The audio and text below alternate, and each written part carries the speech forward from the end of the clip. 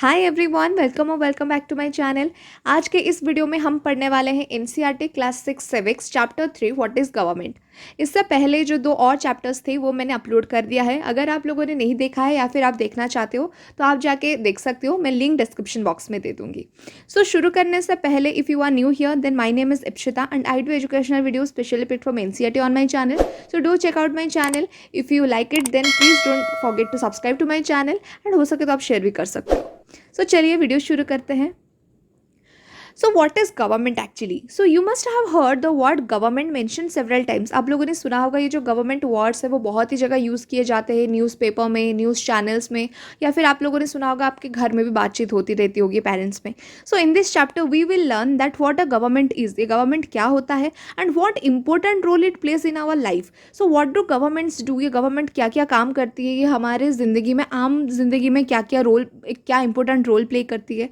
How do they decide what to do, ये government कैसे decide करती है कि क्या करना है, क्या नहीं करना है, कैसे करना है। What is the difference between different type of government. ये जो बहुत सारे तरीके का गवर्नमेंट होती है ना, मोनार्की, डेमोक्रेसी। मोनार्की का मतलब होता है जहाँ पे राजा महाराजा रूल वगैरह करते हैं, वो होता है मोनार्की। एंड डेमोक्रेसी का मतलब होता है हम जो लोग हैं ना, जितने सारे सिटीजन्स होती है कंट्री का, वो रूल करते हैं, उनके बिहाफ में रूल किया जाता है। वो अगर चाहें तो चीज़ों को सही कर सकते हैं, ठीक कर सकते हैं, बदल भी सकते हैं, तो वो होता है डेमोक्रेसी। तो इसके बारे में हम डिटेल में इस चैप्टर में पढ़ेंगे। तो चलिए चैप्टर पढ़ते हैं। So every country needs a government to make decisions and get things done. सारी जो कंट्री होती है दुनिया में, जितनी सारी कंट्री है, सबको एक गवर्नमेंट चाहिए होता है जो उसके लिए डिसीजंस ले, क्या करना है, कैसे करना है, कहाँ करना है। So this can be decisions about where to build roads and schools. ये जो डिसीजंस है वो किसी भी ऊपर हो सकती है, जैसे कि कहाँ पे रोड बनवाना है, कहाँ पे स्कूल बनवाना है, या फिर अगर ओनियन या फिर कुछ पटाटो या फिर किसी का भी प्राइस ज़्यादा हो चुका है तो उसको कैसे हम कम कर सकते हैं जिससे लोग, नीडी पीपल को भी मिल सके। And to increase the supply of electricity, अगर किसी जगह पे इलेक्ट्रिसिटी का सप्लाई नहीं हो रहा है तो क्यों नहीं हो रहा है, कैसे हो सकता है, ये सारी जो चीज़ होती है गवर्नमेंट करती है। उसके अलावा the government also takes action on many social issues. Government क्या करती है ना, बहुत सारे सोशल इशूज़ के ऊपर भी वो एक्शन लेती है। For example it has several programmes to help the poor. ये क्या करती है ना, जितने भी गरीब लोग होते हैं ना, उनको हेल्प करने के लिए बहुत सारे प्रोग्राम्स वगैरह भी गवर्नमेंट चलाती है। So it does other important things such as running postal and railway services. बहुत सारे सर्विसेज, फैसिलिटीज़ जो हमको मिलते हैं, जैसे कि पोस्टल सर्विसेज, रेलवे सर्विसेज, ये सारी चीज़ भी गवर्नमेंट देखती है। पोस्टल सर्विसेज क्या होता है ना, जो आप पोस्ट ऑफिस जाते हो या फिर पोस्टमैन आके आपके घर में चिट्ठी दे के जाता है, सो वो होती है पोस्टल सर्विसेज। और रेलवे सर्विसेज तो आपको पता होगा, आप ट्रेन में जाते हो, एक जगह से दूसरी जगह ट्रैवल करते हो, तो आप एक फैसिलिटी ले रहे हो, अगर एक आप चीज़ को एंजॉय कर रहे हो, तो वो होता है सर्विसेज जो हमको गवर्नमेंट देती है।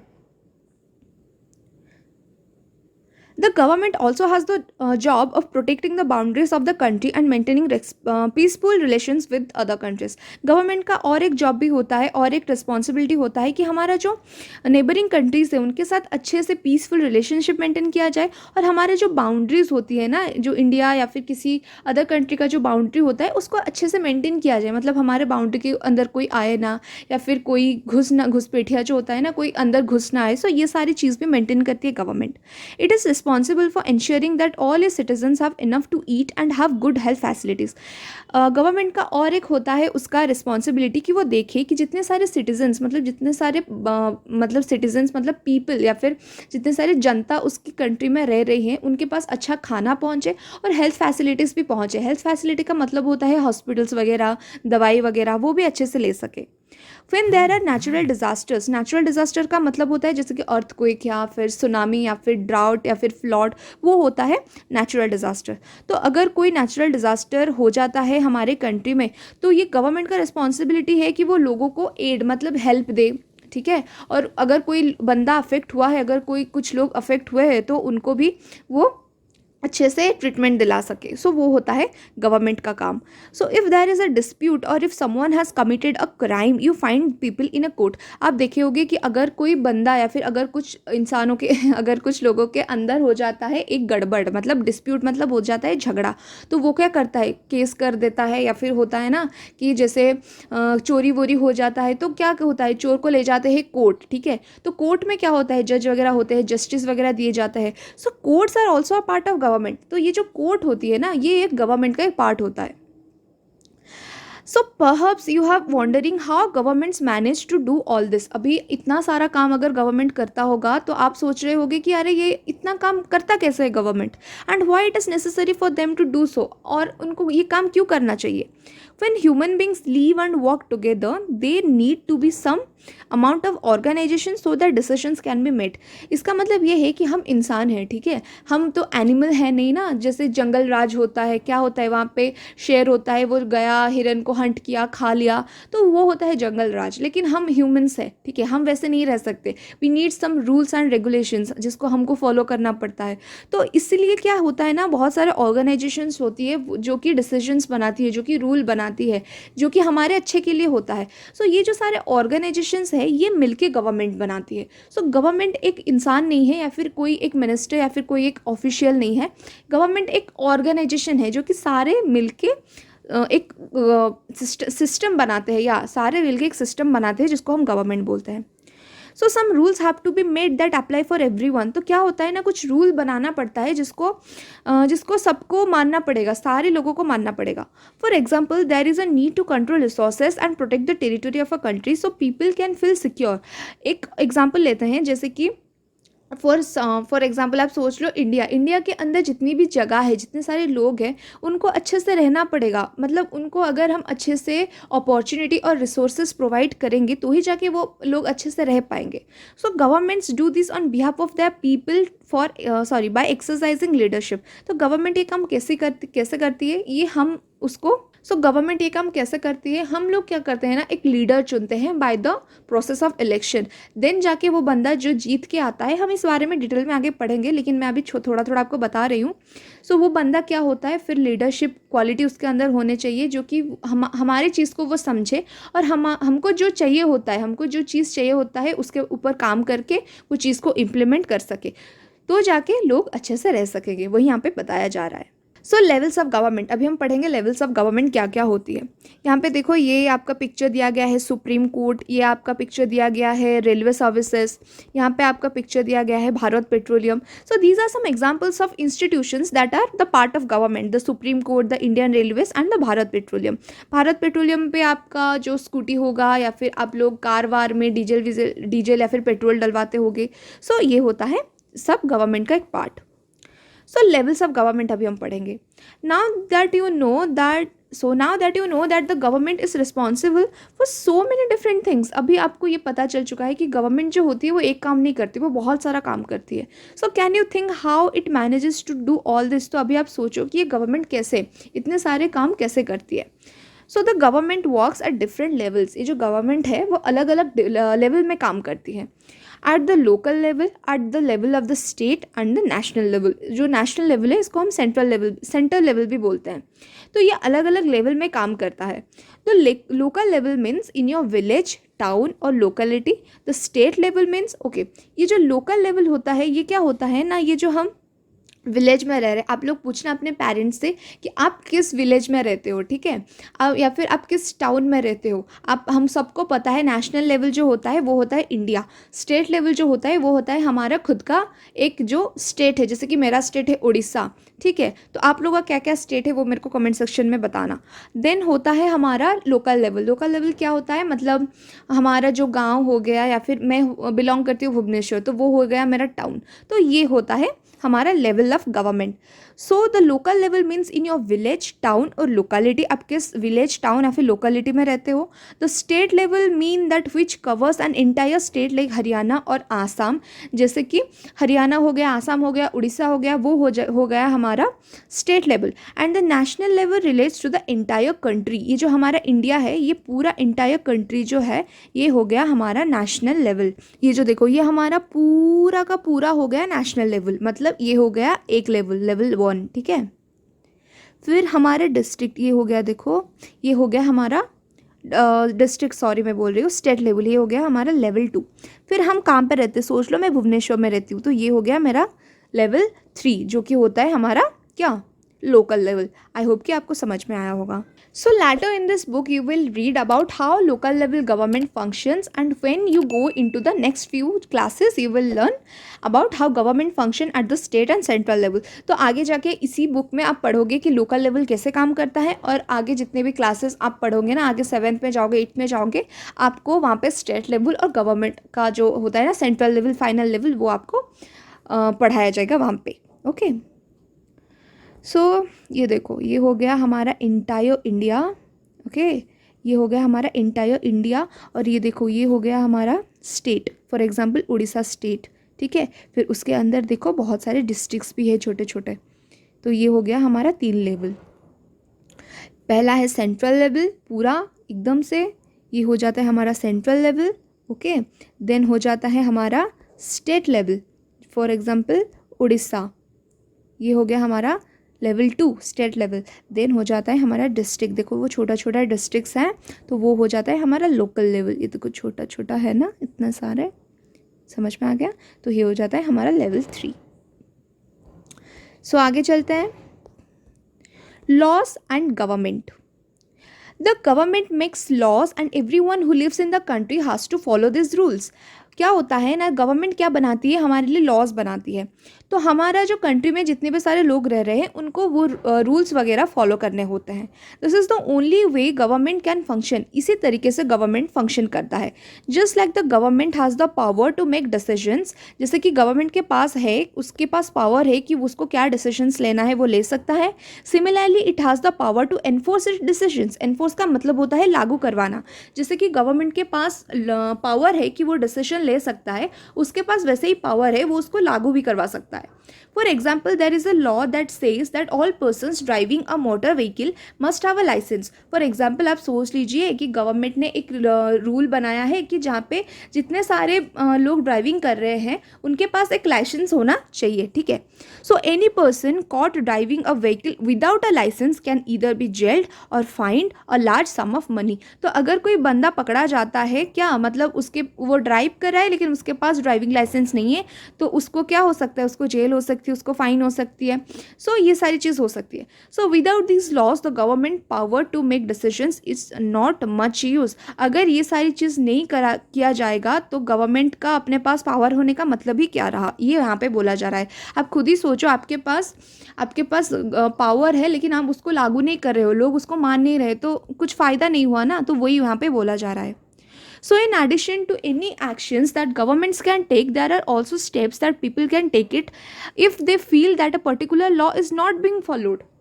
इसका मतलब ये है कि अगर आपको लग रहा है कि एक लॉ बनाया गया है लेकिन उसको माना नहीं जा रहा है, तो आप क्या कर सकते हो, यहाँ पे एग्जाम्पल दिया गया है। देखो, if a person feels for example that they were not hired for a job because of the religion और कास्ट, ही और शी में approach the court and claim that the law is not being followed. तो क्या है ना, अगर कोई इंसान को ऐसा लग रहा है कि उसको हायर नहीं किया जा रहा है, किसके लिए, क्योंकि वो उसका रिलीजन के लिए, वो अलग कास्ट का है या फिर मुस्लिम है या फिर हिंदू है या फिर कुछ कास्ट के वजह से या फिर डिस्क्रिमिनेशन हो रहा है, तो वो क्या कर सकता है, वो कोर्ट जा सकता है और ऐसे बोल सकता है कि देखो ये लॉ जो है ये अच्छे से फॉलो किया नहीं जा रहा है, ये रूल बना दिया है गवर्नमेंट ने लेकिन आप लोग इसको, मतलब वो लोग इसको फॉलो नहीं कर रहे, तो वो ऐसे जाके कोर्ट में बता सकता है। So the court can then give orders about what should be done. फिर कोर्ट जो होगा वो जस्टिस देगा कि क्या करना चाहिए और क्या नहीं करना चाहिए। ओके, आई होप कि आप लोगों को ये समझ में आया होगा। Then types of government. Who gives the government this power to make decisions and enforce laws. ये जो गवर्नमेंट होती है ना, इसको पावर देता कौन है जिससे ये सारे लॉज बनाता है, डिसीजंस लेता है और फिर ये लॉ को लागू करता है। So the answer to this question depends on the type of government there in a country. ये जो आंसर है, ये जो क्वेश्चन का आंसर है वो डिपेंड करता है एक कंट्री में कैसी गवर्नमेंट है। अगर उस कंट्री में डेमोक्रेसी है, so it is the people who give the government this power. अगर एक कंट्री में डेमोक्रेसी होता है तो लोग क्या करते हैं ना, गवर्नमेंट को पावर देते हैं। वो ये कैसे देते हैं, through election process in which they vote for particular persons and elect them. वो क्या करते हैं, एक इलेक्शन प्रोसेस होता है जिसमें वो लोग क्या करते हैं, वोट देते हैं और फिर चूज़ करते हैं एक एक बंदे को। So once elected this persons from the government, तो फिर क्या होता है ना, अगर एक बंदा इलेक्ट हो जाता है मतलब जीत जाता है इलेक्शन, तो वो क्या होता है, गवर्नमेंट का पार्ट हो जाता है। In a democracy the government has to explain its action and defend its decisions to the people. Democracy में क्या होता है ना, आप लोग गवर्नमेंट जो होती है, डेमोक्रेसी में जो गवर्नमेंट होती है वो आंसरेबल होती है। मतलब क्या है ना, हम लोगों ने आपको जिताया है, ठीक है, अगर आप लोग मेरा ये काम नहीं करोगे तो मैं दूसरे इलेक्शंस पे आपको वोट नहीं दूंगा, ऐसा होता है। तो यहाँ पे जो पावर्स होते हैं ना वो पीपल के हाथों होते हैं, मतलब जनता के हाथों होते हैं, जनता जनार्दन बोलते हैं इसको हम, ठीक है। So another form of government is monarchy, और एक फॉर्म ऑफ गवर्नमेंट होता है जो कि है मोनार्की। तो यहाँ पे क्या होता है ना, किंग और क्वीन होते हैं जो कि डिसीजंस लेते हैं और गवर्नमेंट चलाते हैं, देश चलाते हैं, ठीक है। दो मोनार्क, वो किंग हो सकता है फिर क्वीन हो सकता है, वो एक small group of people discuss matter, उनके पास एक दो चार मंत्री होते हैं या फिर दो चार दरबारी होते हैं जिसके साथ वो डिस्कस करते हैं, मैटर डिस्कस करते हैं और डिसीजंस ले लेते हैं। तो यहाँ पे क्या होता है ना, वो किंग्स हो या क्वीन हो, वो मतलब जनता को आंसरेबल नहीं होते। अगर कोई कल को अगर आपको उनको जाके पूछे कि आपने ऐसा क्यों किया, फिर नहीं बोलेगा, मतलब राजा नहीं बोलेगा कि नहीं मैं करूँगा ये वो ऐसा, वो उसको आंसरेबल नहीं है, वो अपने जो चाहे मर्जी कर सकता है। मतलब वहाँ पे जितने सारे पावर्स है वो मोनार्क के पास होता है, यहाँ पे यहाँ पे पीपल के पास कोई भी पावर्स नहीं होते। तो ये होता है मोनार्की। सो देन आता है हमारा democratic government. So India is a democracy, India में क्या होता है ना, डेमोक्रेसी होता है, यहाँ पे मोनार्की नहीं होता है, यहाँ पे डेमोक्रेसी होता है। This achievement is the result of a long and eventful struggle of the Indian people. तो ये जो डेमोक्रेसी आया है इंडिया में, ये एकदम से ऐसे झटक से नहीं आ गया है, ये एक बहुत ही स्ट्रगलिंग वाला एक पीरियड था जो कि हमारे इंडियन फ्रीडम फाइटर्स ने किया है, तभी जाके हमको मतलब डेमोक्रेटिक गवर्नमेंट मिला है। So there are other places in the world where people have also struggle to have democracies. ऐसे बहुत सारे अभी भी कंट्रीज है जहाँ पे डेमोक्रेसी पाने के लिए लोग क्या कर रहे हैं, स्ट्रगल कर रहे हैं। आप आगे क्लासेस में पढ़ोगे इस सब के बारे में। So you now know that the main feature of a democracy is that the people have the power to elect their leaders. तो डेमोक्रेसी में एक बहुत अच्छा चीज़ होता है, एक मेन चीज़ होता है, क्या आपको अभी तक पता चल गया होगा कि यहाँ पे जो पावर्स होती है ना, ये मतलब लोगों के पास होती है, लोग इस गवर्नमेंट को बनाते हैं और तोड़ भी सकते हैं। You know that the main feature of the democracy is that the people have the power to elect the leaders. So in a sense a democracy is ruled by the people. So democracy क्या होता है ना, ये लोग उसको करते हैं, लोग उसको चलाते हैं, लोग उसको मतलब रूल करते हैं। The basic idea is that people rule themselves by participating in the making of these rules. So ये कैसे होता है, ये बेसिक आइडिया अगर मैं आपको बताने जाऊँ कि ये लोग ही होते हैं जो अपने आप पार्टिसिपेट करते हैं, वोट दे के पार्टिसिपेट करते हैं और रूल्स बनवाते हैं। मतलब एक बंदे को वो चूज करते हैं जो उनके बिहाफ में रूल बनाता है, ठीक है। Democratic governments in our times are usually referred to as representative democracies. मतलब इंडिया में जो डेमोक्रेटिक गवर्नमेंट हम एंजॉय करते हैं उसको हम रिप्रेजेंटेटिव डेमोक्रेसी बोलते हैं। सो रिप्रेजेंटेटिव डेमोक्रेसी क्या होता है ना, जहाँ पे लोग डायरेक्टली पार्टिसिपेट नहीं करते, वहाँ पे लोग क्या करते हैं ना, अपने रिप्रेजेंटेटिव को चूज करते हैं through an election process.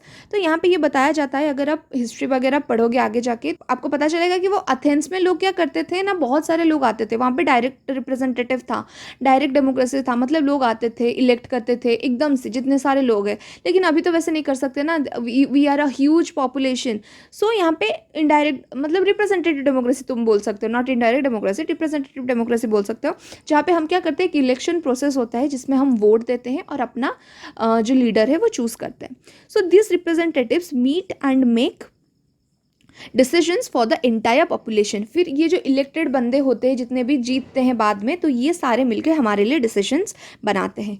These days, a government cannot call itself democratic unless it allows what is known as universal adult franchise.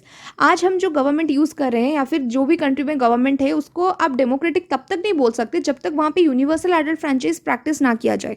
अभी ये यूनिवर्सल एडल्ट फ्रेंचाइज क्या होता है? So this means that all adults in the country are allowed to vote. जितने भी country में adult है वो उनको अलाउ किया जाए कि वो जाके वोट दे सके। ओके, सो वो होता है यूनिवर्सल एडल्ट फ्रेंचाइज। मतलब if you are 18+ now you can cast your vote, तो this is called universal adult franchise.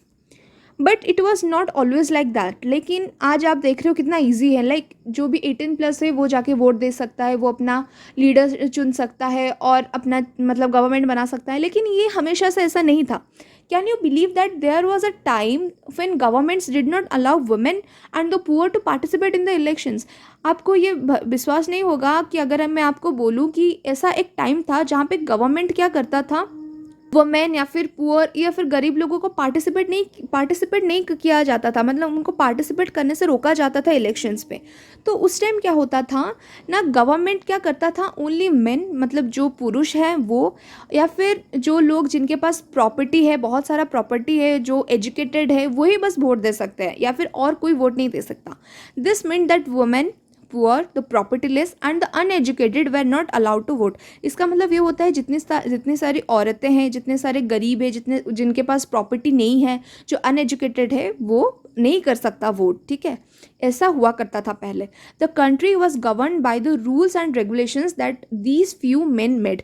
तो इसका मतलब ये है, वो रूल्स भी किसके लिए बनाते थे? सबके लिए, वुमेन के लिए रूल्स बनाते थे, लेकिन वुमेन ही नहीं दे रही थी वोट, मतलब वुमेन ही पार्टिसिपेट नहीं कर रही थी, लेकिन उनको उसके डिसीजंस या फिर रूल्स मानने पड़ते थे। तो this was not good. Okay, in India before independence only a small minority was allowed to vote and they therefore came together to determine the fate of the majority.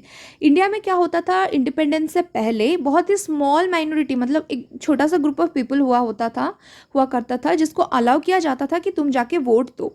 ठीक है, several people including Gandhi ji वे shocked, मतलब गांधी जी और उनके साथ कुछ और भी अलग अलग हमारे लीडर्स थे जिनको ये चीज़ अच्छी नहीं लगती थी। वो बोलते थे ये अनफेयरनेस है। अनफेयरनेस मतलब ये इनइक्वालिटी, मतलब आप सही नहीं कर रहे हो। ठीक है, of this practice and demanded that all adults have the right to vote. वो बोलते थे कि ये तो अनफेयर है, ये ठीक नहीं है, मतलब सारे जो एडल्ट है, वो पुअर हो, वो रिच हो, या फिर वो वुमेन हो, सबको राइट होना चाहिए वोट देने के लिए। This is known as universal adult franchise. इसी को ही आप यूनिवर्सल एडल्ट फ्रेंचाइज बोलते हो।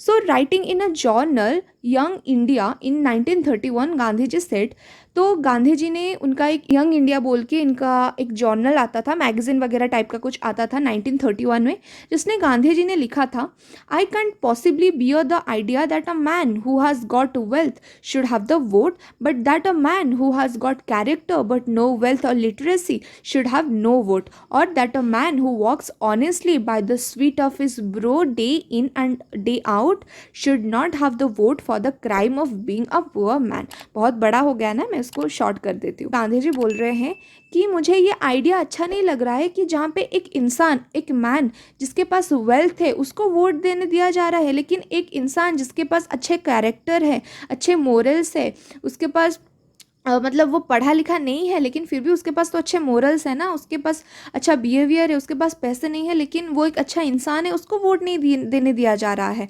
या फिर एक मैन है जो कि ऑनेस्टी के साथ काम करता है, अपना पसीना, मतलब बोलते हैं ना, एक हर मेहनत करता है, हर दिन पसीना वसीना एक करके, खून पसीना एक करके काम करता है, लेकिन उसको नहीं दिया जाता है। तो क्या ये क्राइम है? मतलब गरीब होना क्या एक क्राइम है? वोट नहीं करने दिया जा रहा? तो ये गांधी जी बोल रहे थे, जो कि मतलब सही है। सो यहाँ पे और एक चीज़ छूट गया, मैं आपको बता देती हूँ, वो ये बहुत ही इंपॉर्टेंट है। Now here in the world have governments willingly shared power. आजकल हम अगर देखेंगे कि वर्ल्ड में जितने सारे गवर्नमेंट्स हैं ना, अलग अलग कंट्री के, वहाँ पे पावर क्या है, विलिंगली शेयर है, मतलब वुमेन हो या फिर मैन हो, रिच हो पुअर हो, शेयर किया गया है। So all over Europe and USA women and the poor have had to fight for participation in government. लेकिन ये पहले से ऐसा नहीं था, यूरोप हो या फिर यूएसए हो, वुमेन ने और वो जो पुअर पीपल है, इन्होंने बहुत ज़्यादा ही फाइट किया है, मतलब अपना राइट पाने के लिए कि हमको भी गवर्नमेंट में पार्टिसिपेशन करना है। Women struggle to vote got strengthened during the First World War. ये फर्स्ट वर्ल्ड वॉर क्या हुआ था, मैं अभी आपको आने वाले क्लासेस में आप पढ़ोगे, या फिर मैं आपको भी बता दूंगी कभी। सो ये जो फर्स्ट वर्ल्ड वॉर हुआ था वो 1914 से 1918 तक हुआ था। तो उस समय वुमेन ने बहुत स्ट्रगल किया है कि उनको अपना चाहिए ना, अपना राइट चाहिए कि हमको भी पार्टिसिपेशन करने दिया जाए। मतलब वो पार्टिसिपेट नहीं कर रही है, लेकिन उनके लिए और जो लोग अलग है वो उनके लिए ले रहे हैं decision. So this is not fair. So this movement is called the women suffrage movement. तो ये जो मूवमेंट था, ये जो स्ट्रगल था, इसको वुमेन सफरेज मूवमेंट बोला जाता था। ठीक है, तो सफरेज का मतलब होता है right to vote. So during the war, many men were away fighting, and because of this, women are called upon to do work and was earlier considered men's work. तो क्या होता था जब वॉर होता था ना उस टाइम, तो बहुत सारे मर्द जो थे मतलब मेन जो थे वो फाइट करने के लिए चले जाते थे, तो इसीलिए घर की वुमेन जो थी उनको बहुत सारा काम करना पड़ता था, उनको मतलब क्या मतलब रोजगार भी करना पड़ता था, मतलब मेन का काम भी वही करती थी. So many women began organising and managing different kinds of work. फिर उन्होंने बहुत सारा अलग अलग काम किया जो कि मेन करते थे basically. So when people saw this they began to wonder why they had created so many unfair stereotypes. तो जो जब लोगों ने ये देखा कि अरे और औरत भी अभी मर्द का काम कर सकती है, तो फिर उन्होंने सोचा कि हाँ हमने ये क्यों ये बेकार का स्टीरियोटाइप सब हमने पाल के रखा है. And what they way capable of doing. और ये तो कैपेबल है ना मेन का काम करने के लिए, तो क्यों नहीं इनको भी पार्टिसिपेट करने को दिया जाए. So women began to seen as being equally capable of making decisions. तो इसका मतलब ये है कि वुमेन जो है वो भी इक्वली कैपेबल है डिसीजंस लेने के लिए एज इक्वल जैसे कि एक मैन है वो जैसे कैपेबल है, वुमेन भी वैसे ही कैपेबल है. ये पता चला उस टाइम में. So the suffragettes demanded the right to vote for all women, and to get their demands heard, they chained themselves to railing in public places. फिर उन लोगों ने डिमांड करना चालू किया कि हाँ जी हम भी इक्वल है, हम भी कैपेबल है मेन के जैसे काम करने के लिए, तो हमको भी वोट चाहिए, मतलब राइट टू वोट चाहिए. फिर उन लोगों ने रैली करना शुरू किया पब्लिक प्लेसेस में. मैनी सफाग्रेट्स वेयर इम्प्रीजेंट मतलब उनको जेल में भी जाना पड़ा, मतलब उनको कैदी भी बनवा दिया गया. And went on hunger strike मतलब भूख हड़ताल में भी वो गए. And they had to be fed by force. The situations are very critical. American women got the right to vote in 1920. तो इतने सारे स्ट्रगल करने के बाद, इतने सारे भूख हड़ताल, इम्प्रिजन्ड, ये सारी चीज़ होने के बाद अमेरिकन वुमेन को मिली राइट टू वोट 1920 में. लेकिन यूके के जो वुमेन थी उनको राइट टू वोट मिला in the same terms in 1920. Same terms मतलब क्या होता है ना, जो कि मेन कर सकते हैं, जो राइट्स मेन को है वो राइट्स वुमेन को है. तो इसी टर्म्स के, इसी रूल्स एंड रेगुलेशन में उनको राइट टू वोट मिला 1928. किसको मिला? लंदन में, यूके में. और अमेरिकन वुमेन को राइट टू वोट मिला 1920 में. सो ये था आपका चैप्टर. सो आई होप कि ये चैप्टर आपको समझ में आया होगा. If you have any doubt regarding this video then you can ask me down in the comment section. I will surely there to help you out. And yeah if you like this video, then don't forget to do the black thumb blue, and yeah, we will see you in the next one. Thank you.